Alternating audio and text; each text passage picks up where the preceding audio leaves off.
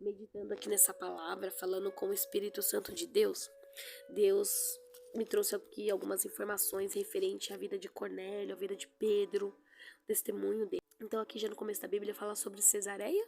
Cesareia, ela era uma cidade que ela ficava a pouco mais de 100 quilômetros a noroeste de Jerusalém e 45 quilômetros ao norte de Jope. Então, naquele tempo, a Cesareia, ela era a capital romana da Judéia, cidade bem conhecida pela sua beleza, pelas suas esculturas arquitetônicas, ela é uma cidade muito bonita. Então, Cornélio, ele era um centurião, ou seja, ele era um oficial. Centurião é um oficial do exército romano, e ali ele liderava uma companhia de aproximadamente 100 soldados a pé, que era chamado de centúria. Esses soldados que ele chamava era chamado de centúria, esses 100 soldados que ele comandava. E Cornélio, mesmo ele não sendo cristão, ele tinha muito temor a Deus. E as características de Cornélio, características que era bem reconhecida por todos ao seu redor, por todos que estavam junto com ele, pela sua família, pelos soldados que estavam com ele e também por todos os judeus. Por quê? Cornélio, ele era considerado um homem piedoso e temente a Deus com toda a sua casa. E a Bíblia vai dizer que Cornélio, ele fazia esmolas ao povo, ele sempre estava de contínua oração a Deus. E o que me chama a atenção é que Cornélio, mesmo sem conhecer os mistérios de Jesus Cristo, ele dava mais testemunho do que muitos cristãos. E no momento em que Cornélio ele sentiu ali aquele desejo de se achegar a Deus, em oração e jejum, ele permanece ali durante 4 dias, orando e jejuando e falando com Deus, se santificando ao Senhor. E naquele momento que ele começa a orar, que ele começa a falar com Deus, que ele começa a buscar intimidade com o Senhor, ele recebe uma visita do anjo do Senhor. Meu Deus, que coisa linda! Ele recebe uma visita do anjo de Deus ali no seu ambiente, ali na sua casa, ali no seu recôndito, na sua recâmara. Não sei onde ele estava, se ele estava no terraço, se ele estava no quarto, eu não sei. Eu sei que naquele momento Deus traz um sinal de aprovação da busca de Cornélio. E Deus recebe com bom grado o sacrifício de adoração de Cornélio. Porque o nosso Deus é um Deus que ele vê todas as coisas, nos mínimos detalhes. Ele observa o nosso deitar, o nosso levantar, nossos pensamentos, nossas atitudes, os nossos desejos, as nossas vontades, os nossos anseios. E Deus ali, ele viu o desejo de Cornélio de buscar Deus, de se achegar mais ao Senhor. Ele sentia vontade, alguma coisa no seu íntimo o trouxe a esse desejo, né? O Espírito de Deus estava trabalhando na vida de Cornélio, querendo que ele se achegasse mais a Deus, e Deus estava muito satisfeito com ele. Olha que coisa linda, é igual aquele louvor, né? Eu estou satisfeito com Cristo. Cornélio estava satisfeito com Deus e Deus estava satisfeito com Cornélio. E aí Deus, como é um Deus que ele não faz acepção de pessoas, principalmente quando a pessoa não conhece a Deus, principalmente quando a pessoa não conhece a Cristo, né? Que no caso, Cornélio tinha intimidade com Deus, mas ele ainda não tinha conhecimento da história de Cristo por completo. Então, Deus, ele não faz acepção de pessoas, ele não despreza ninguém, principalmente quando a pessoa tem o interesse em querer buscar o Senhor. E aqui foi só uma questão de tempo para que Cornélio pudesse conhecer a história de Cristo. No livro de Efésios, capítulo 6, versículo 9, eu estava aqui também meditando nessa passagem, o apóstolo Paulo ele diz assim: E vós, senhores, fazei o mesmo para com eles, deixando as ameaças, sabendo também que o Senhor deles e vosso está no céu, e que para com ele não há acepção de pessoas. Aqui o apóstolo Paulo ele até deixa frisado sobre essa questão, né, para deixar os embaraços de lado, deixar as confusões, deixar as dissensões, as indiferenças, e entender que Deus ele não faz acepção de pessoas. Pode ser pobre, pode ser rica, pode ser alto, pode ser baixo, pode ser ter uma boa condição financeira, pode não ter. Deus ele não faz acepção de ninguém. A Bíblia diz o quê? Chegai-vos a Deus e ele se chegará a vós. Então aqui a atitude humilde de Cornélio em buscar a Deus transformou seu coração em um coração adorador, onde as suas atitudes demonstravam fruto de arrependimento e bondade. E aqui em Lucas capítulo 6, no versículo 44, traz até uma referência que fala assim: Porque cada árvore se conhece pelo seu próprio fruto, pois não se colhem figos dos espinheiros, nem se vindimam uvas dos abrolhos. Então aqui tá falando o quê? Que a árvore, você conhece a árvore pelo seu fruto. E quando você examina um pouco a vida de Cornélio, você percebe que Cornélio era como se fosse uma árvore frondosa, uma árvore frutífera com muitos ramos, uma árvore que dava muitos frutos visíveis. Por quê?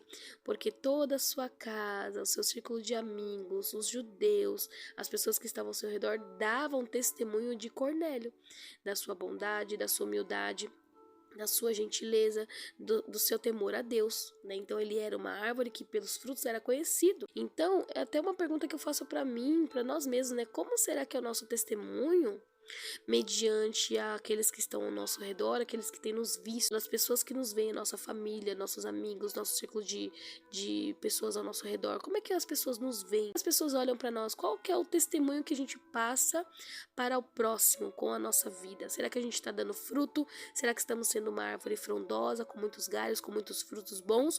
Ou será que estamos sendo uma árvore seca, sem galhos e com frutos podres ou nem dando frutos?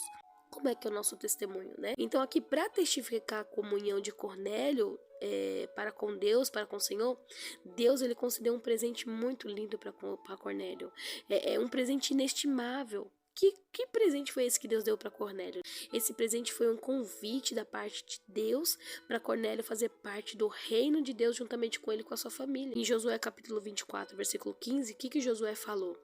Olha, vocês eu não sei, mas eu e minha casa serviremos ao Senhor. Josué ali fez um convite para o povo dizendo assim, ó, vocês eu não sei, mas eu vou fazer parte do reino de Deus e a minha família também. E aqui, Cornélio, ele teve essa mesma proposta de ele e a casa dele servir ao Senhor. Que presente maravilhoso ser chamado por Deus para ser participante na obra do reino de Deus. Que presente maravilhoso você ser convidado por Deus para falar assim, ó, olha, vem fazer parte do meu reino, traz a sua família para me adorar. Eu quero vocês perto de mim, eu quero vocês aqui do meu lado. Olha que convite que Cornélio recebe de Deus para fazer parte do reino de Deus. Por outro lado, nós ali vamos ver um outro personagem aqui nessa passagem, que é o apóstolo Pedro. O apóstolo Pedro, chamado discípulo Pedro. Pedro ele era bem conhecido por algumas características cristãs, pelo seu temperamento. Pedro ele tinha um temperamento ousado, corajoso, destemido, muito impulsivo, porque às vezes ele fazia o que dava na cabeça dele. Às vezes Pedro ele era explosivo. Pedro também ele era muito religioso. Só que Pedro, através de uma visão também, nessa mesma época, um dia depois, né, porque Cornélio estava orando um dia anterior às 15 horas da tarde, vai dizer que Cornélio estava orando à tarde, e Pedro no outro dia também estava orando às 9 horas da manhã, e aí nesse momento ele teve uma visão de olhos abertos, o céu desceu e ali Deus mostrou o profundo e oculto e o escondido para Pedro. Através de uma visão ali, Pedro ele foi tratado por Deus, porque Pedro ele tinha uma barreira. Pedro, ele, mesmo sendo servo de Deus, sendo chamado apóstolo, discípulo, tendo essas características, Pedro também ele tinha barreira. Qual que era a barreira? Pedro ele fazia acepção de pessoas. Pedro ele fazia acepção da cultura das pessoas, da religiosidade, da religião. Então ele fazia muita acepção e achava que só os judeus que poderiam ter parte com Deus, só os judeus seriam salvos. Mas ele estava totalmente equivocado. Porque, como já foi dito em Efésios 6:9, Deus não faz acepção de ninguém. Todos aqueles que aceitar Jesus é chamado filho de Deus. E Deus ele morreu por toda a humanidade, não foi só pelos judeus. Deus veio para os judeus, mas os judeus não quis ele. Então, todo aquele que via a Deus é chamado filho de Deus. Então, Pedro ainda não tinha esse entendimento, ele ainda estava com a mente fechada. Mas é tudo no tempo de Deus, tudo é na hora de Deus. Deus ele tem as suas formas de trabalhar e Deus ele trabalha com um tempo diferente do nosso. E aí, nessa questão, Deus ele vai tratar com Pedro, sobre essa questão de Pedro tirar essa barreira. Porque Pedro precisava ter uma mente aberta para ensinar as outras pessoas que não conheciam Jesus. E se ele tivesse com o seu pensamento fechado para não absorver o que Deus queria ensinar para ele, ele não poderia ensinar para as outras pessoas. Seria em vão a sua jornada na terra. E aí, a palavra do Senhor vai dizer que Paulo, em uma certa circunstância, lá em Gálatas, capítulo 2, versículo 11 ao 16, deixa eu... Gálatas aqui, ó, capítulo 2, versículo 11 ao 16, que diz assim, ó. E chegando Pedro a Antioquia, lhe resisti na cara, porque era repreensível.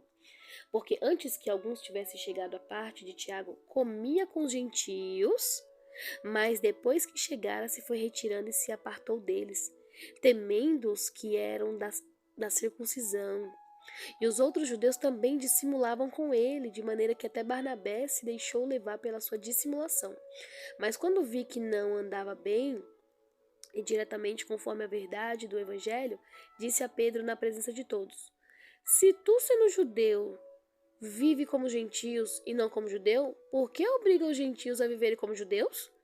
Nós somos judeus por natureza e não pecadores dentre os gentios, sabendo que o homem não é justificado pelas obras da lei, mas pela fé em Jesus Cristo.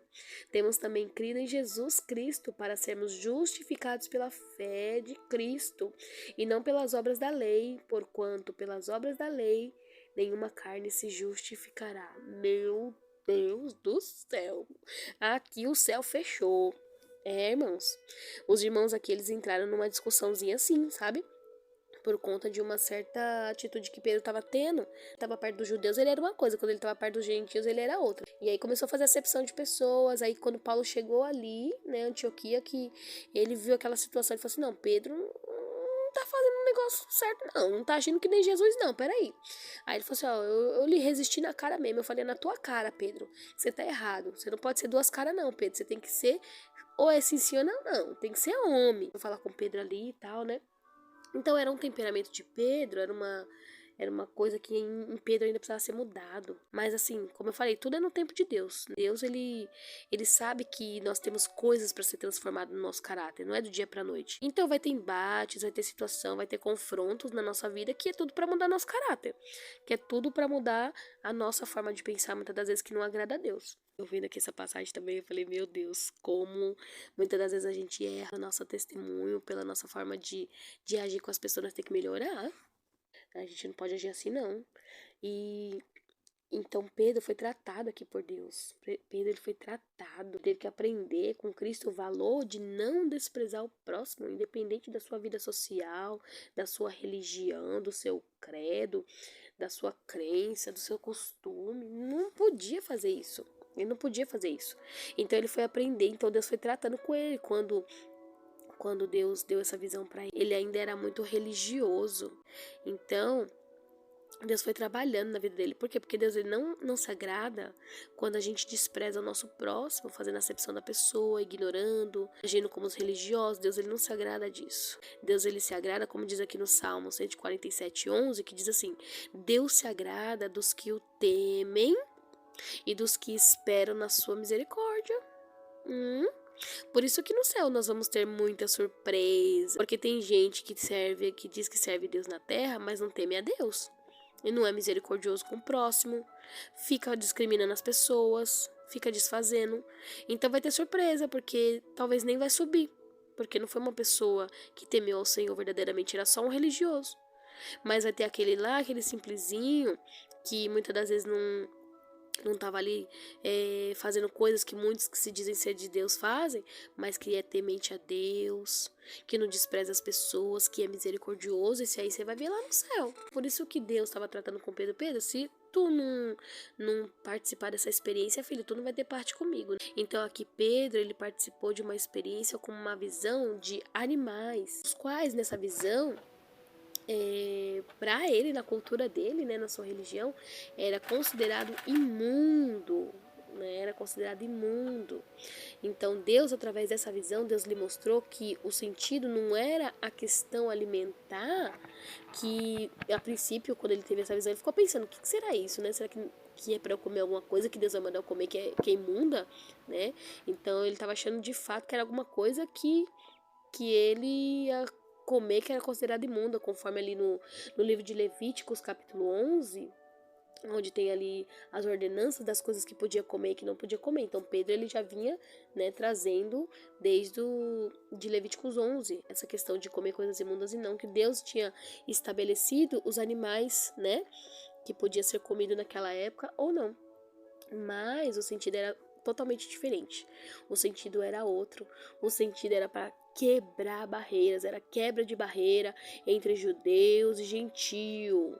Era necessário quebrar essa barreira. Por quê? Porque se a barreira não fosse quebrada, não haveria o cumprimento do plano inclusivo da salvação de Deus e da redefinição da pureza e da santidade, né? Porque eles pensavam que pureza era não comer carne, coisas imundas, pureza não era tocar no morto. Eles tinham trazer esse conceito do Antigo Testamento. Mas a pureza que Deus estava querendo, Deus queria trazer uma redefinição de pureza. Ele estava querendo dizer assim, Pedro, pureza. Que eu tô querendo falar aqui pra você, meu filho, é que se você não quebrar essa barreira, como é que eu vou purificar aqueles que não são judeus? Como é que eu vou me chegar ao ladrão, à prostituta? Como é que eu vou chegar ao estuprador? Como é que eu vou chegar ao pedófilo? Como é que eu vou chegar àquele que pratica iniquidade? Como é que eu vou salvar a vida dessas pessoas se você não entendeu ainda o sentido da inclusão, da salvação, da redefinição da pureza e da santidade, meu filho? Então quebra essa barreira para eu poder libertar. Quebra essa barreira para eu poder salvar aqueles que querem se achegar a mim, aqueles que estão perdidos, aqueles que não sabem discernir da sua mão direita e da sua mão esquerda, aqueles que muitas das vezes estão cheios de coisas ruins no seu coração, ou aqueles que muitas das vezes querem se achegar a mim, mas não sabe como. Pedro, quebra essa barreira, meu filho, para eu poder salvar o meu povo. Eu tô querendo te usar, Pedro. E aí quando Pedro ele recebe os soldados, aí ele vai lá para casa de Cornélio, e quando ele chega lá na casa de Cornélio, o que acontece? Cornélio se prostra perante Pedro, aqui no verso 25. Ele se prostra perante Pedro. Olha que humildade, gente. Olha que humildade. Olha, mesmo Cornélio tendo toda a autoridade, ser um centurião de renome, né? Ele se prostrou diante de um simples pescador. Meu Deus, que humildade. Meu Senhor, que exemplo de humildade, de pureza de coração. Tá faltando isso no meio de nós. Simplicidade e pureza. Não a gente se prostrar para as pessoas, não é isso. Mas a simplicidade e humildade. Ele não precisava nem ter feito aquilo. Mas por uma questão de humildade ele fez. De reconhecimento e dizer assim, olha, eu recebo tudo o que você tem para me ensinar, Pedro. Eu recebo tudo, eu deixo aqui o meu cargo, eu deixo aqui o meu poder, eu deixo aqui tudo que eu tenho, eu me despojo de tudo isso, me torno como uma criança para aprender tudo que você tem para me ensinar. Eu sou teu servo, Pedro. Quando Pedro viu aquilo, Pedro ficou abismado. Pedro falou, não, meu Senhor, pelo amor de Deus, levanta, porque eu também sou homem igual ao Senhor. Pedro ficou até constrangido. Tem situações que Deus vai nos constranger pra gente tirar, a crista da cabeça, pra gente ser quebrantado, ser mais humilde. Tem coisa que Deus vai fazer pra gente se humilhar mais, né? Ser mais humilde. E aí Cornélio, aqui no versículo 33, Cornélio ele estava tão desejoso por ouvir a palavra de Deus, estava tão alegre. E aí, aqui no versículo 34, Pedro, ele teve que reconhecer que Deus ele não faz acepção de pessoas, né? Pedro, ele reconheceu com as palavras dele. A partir ali do versículo 36, Pedro, ele relata os feitos de Jesus Cristo, a jornada de Jesus, o propósito. Ele começou a explicar para Cornélio, para toda a família de Cornélio, para todo mundo que estava ali ouvindo, né, os soldados que estavam junto com ele. Pedro começou a contar a história de Jesus. Pedro começou a contar o que Jesus fez, os milagres, o propósito dele de ter vindo na terra, os escritos antigos ali dos profetas antigos, a morte e a ressurreição. E quando Pedro começou a pregar, começou a falar de Jesus, na mesma hora, vai dizer aqui que o Espírito Santo desceu sobre todos eles que ouviram a palavra. Meu Deus, que coisa maravilhosa! O poder de Deus desceu na hora que a palavra foi pregada, a unção desceu, a graça desceu, o Espírito Santo de Deus se agradou daquele momento, recebeu aquele culto e ele pôde descer naquele lugar. Olha que lindo, olha o que Deus fala para nós hoje, o Espírito ele pode descer a qualquer momento, o Espírito Santo de Deus ele pode descer na hora que a palavra estiver sendo pregada, o Espírito Santo ele pode ser derramado quando você estiver ouvindo louvor, o Espírito Santo ele pode ser derramado quando você estiver chorando, quando você estiver alegre. O Espírito Santo de Deus ele pode ser derramado, mas principalmente ele é derramado quando você está falando de Jesus. Quando você está falando das coisas celestiais, quando você está falando das coisas do reino de Deus. E todos aqueles que ouvem receber com bom grado. Todos aqueles que estavam ali receberam com bom grado. E foi derramado ali o dom de línguas que serve para magnificar o nome de Deus. Então eles foram batizados pelo Espírito Santo na mesma hora que Pedro estava pregando. Eles receberam o batismo com o Espírito Santo e começaram a glorificar Deus. É para isso que Deus dá o batismo no Espírito Santo, é para isso que Deus dá o dom de línguas, para glorificar o Senhor, para ter um contato maior com Deus, para você estar mais envolvido na atmosfera espiritual, no ambiente espiritual, na nuvem do Espírito de Deus. É para isso que é o dom do Espírito Santo de Deus, para falar com Deus, para ter comunhão. Né? Tem gente que não quer mais nem falar em línguas, tem gente que não quer mais buscar os dons do Espírito Santo, tem gente que tem vergonha de falar em línguas, tem gente que não abre a boca para falar em línguas, e falar em línguas é ter contato a mais com o Espírito Santo de Deus, é a testificação de que Deus está ali do teu lado recebendo a tua oração. Glória a Deus, aleluia, oh glória. Então Deus ali naquela mesma hora batizou eles com o Espírito Santo. Imagine todo mundo falando em línguas diferentes, glorificando a Deus, exaltando ao Senhor. Olha o poder, olha a unção, olha a porção, olha a nuvem de glória que desceu na casa de Cornélio por uma atitude de Cornélio buscar a Deus. Não precisou ele fazer muita coisa, só precisou ele ter um coração adorador. E é isso que Deus quer, um coração adorador. Tem gente que quer fazer das tripas coração, quer de tudo ali para receber poder. Não, o poder de Deus ele vem na simplicidade, na humildade. Quando a gente está buscando, aí vem a graça de Deus, aí vem a presença, vem a paz de Espírito, que é a paz de Jesus, que excede todo entendimento, vem a graça para se aliviar dos problemas, das dificuldades, vem solução, vem alívio na alma, no psicológico, na vida espiritual. Deus vai trabalhando na mente, Deus vai trabalhando no subconsciente, Deus vai limpando, tirando a sujeira. E o Espírito Santo de Deus ele vai trabalhando. É só buscar. Não tem muito que, não tem firulas para buscar o Senhor. É só falar com Deus. Só se achegar com todo amor e carinho, que ele está pronto para ouvir, derramar o seu Espírito. E ali naquela mesma hora que eles foram batizados pelo Espírito Santo, aí Pedro falou assim: ué, tem alguma coisa que impede vocês de ser batizados aqui com água? Traz a água aí, meus irmãos. Vamos batizar agora todo mundo é com água.